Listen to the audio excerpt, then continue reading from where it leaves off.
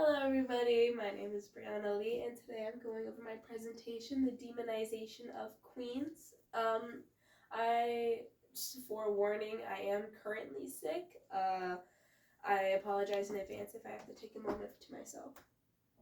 The queens I'm going to be covering are Cleopatra, the Queen of Egypt, Wu Zetian, the Empress of China, and Mary Tudor, the Queen of England. The question that I'm planning on answering by the end of this presentation is, how does gender affect the way royalty is perceived? The topics that I'm planning on hitting for each queen is accurate portrayals of their reign, as well as comparing them to their male counterparts. One of the most famous ruler that I'm going to be going over is Cleopatra. She spoke 9 languages during her rule.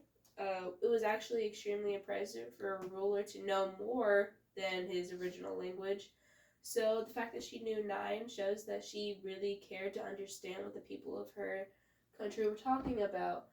She also covered a diverse set of subjects such as cosmetics, chemistry, and gynecology. She also improved her nation's economy.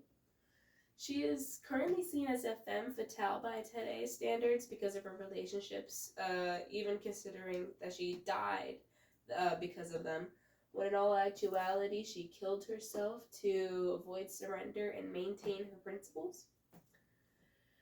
I compared Cleopatra with King Tut solely because of the fact that King Tut had the most information about him compared to the other pharaohs. King Tut helped restore traditional Egyptian art and religion, whilst Cleopatra died for her right to maintain that.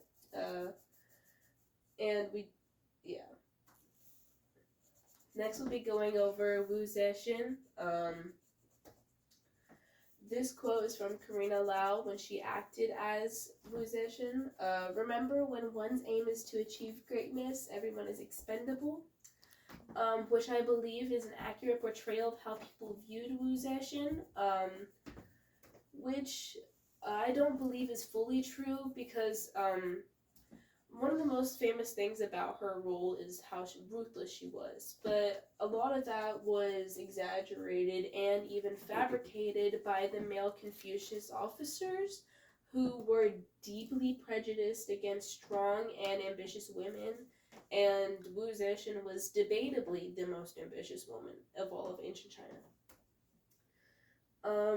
Wu Zetian, the Great Saint Emperor, she was born in the Tang Dynasty. During that time period, women were generally more assertive and more outgoing. This is when she met Emperor Taizong and Li Ji. Both were attracted to Wu Zetian, to the point that Taizong made her a concubine. Because of the huge age gap, she didn't bear a child before he died, which normally meant that she would go to a temple, but because of the fact that she also seduced his son, she managed to maintain her role and even expand upon it. This is a quote from Wu Zetian herself, which theoretically seduced the former emperor. It talks about how she was going to tame a wild horse by beating it and eventually killing it. I decided to compare Wu Zetian to Taizong, not just because of their very personal relationship, but because of the fact that Taizong was also considered to be the most successful Chinese emperor. Taizong reopened the Silk Roads and rekindled trades between China and Central Asia, whilst Wu Zetian managed to spread Buddhism, even making it seem more distinguished. She helped expand China and even revitalize the culture. And like I said, Taizong was considered to be like the most successful emperor, but I feel like Wu Zetian wasn't really considered as a potential candidate. The next person is Mary Tudor and or Bloody Mary.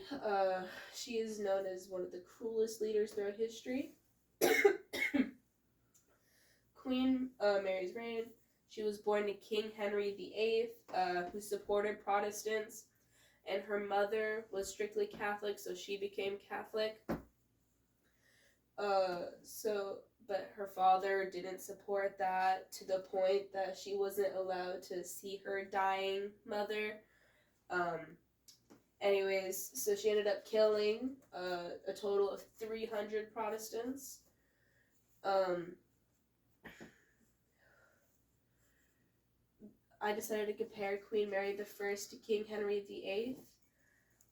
Because during their actual reign, the most recognizable thing about King Henry VIII was the fact that he broke away from the Catholic Church for his wife, who he ended up later killing. Whilst Mary was known for building a strong naval fleet and reforming England's finances and killing 300 people. Some might say that because there are queens who are respected and seen in a positive light, that there are little to no prejudices about them. But I believe that argument is barely valid, because it takes a lot more for a woman to be considered a great than it is for a man.